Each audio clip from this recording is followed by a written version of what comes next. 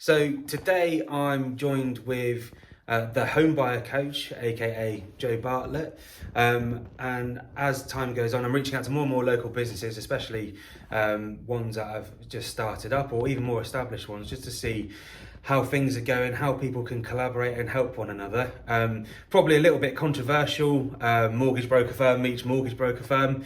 But ultimately, there's one thing in particular that the Homebuyer Coach or Joe's done very, very well, which is his presence on social media. So for those that haven't seen the Homebuyer Coach, I mean, Joe, how many followers do you have on the likes of TikTok?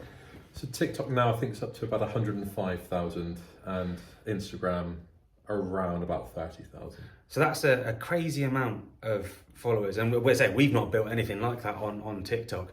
But finance, for a lot of people, is a bit of a dull, boring subject. How do you make something like mortgages or finance interesting? How do you get that many followers for such a boring subject? Okay, so I think the most important thing is look at the platforms that you're using to try to build the social media presence and base your content around that audience. So my niche now is first-time buyers because of that audience, and I base the kind of content ideas around what I think they would like to see. I'd say that's probably the most important thing. So I know we were talking about videos many moons ago, and I told you to put your face to it, you'd be good at it, but then it kind of took off for you, didn't it? So you went mad. So for any other sort of local businesses, whether it be mortgages, whether you own a bakery, a cafe, really take a look at what Joe does, because if you want to build a presence, I think he's built a bit of a benchmark on how to do this, and maybe follow some of the stuff that he does. But I mean, TikTok, why TikTok? It was a new platform. I think I was looking at what a couple of other people in different industries were doing at the time and what seemed to work. So just do a bit of research, and that seemed to work quite well for other people. And I thought, you know what, I could do that too. So yeah, did it. But I think one of the most important things is looking at the customer's pain points. So when you're using something like Instagram, TikTok, look at the problem that you're solving for the customer, not just the service that you're offering, how you can help the customer individually. And do you use, and a lot of people that have got companies might be a little bit like myself, we're a little bit clueless when it comes to social media, need a little bit of guidance and not really knowing how to start or to build a presence.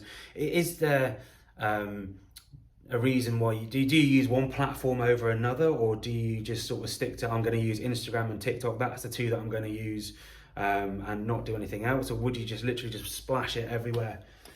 I think, again, it does come down to your ideal customer. So look and try to find where your ideal customer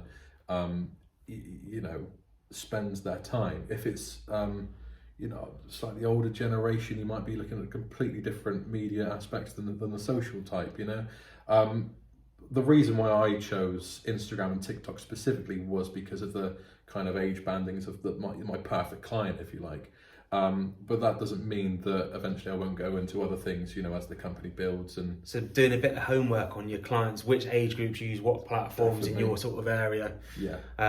Because I mean, Joe's got to a point now where he's built a platform which has allowed yourself to now go, and you've just opened up your new company, haven't you? So congratulations, by the way. Thank you very much. Massive achievement, massive step. I know it's sort of nerve-wracking time. Yeah. Interesting sort of times to do it in as well.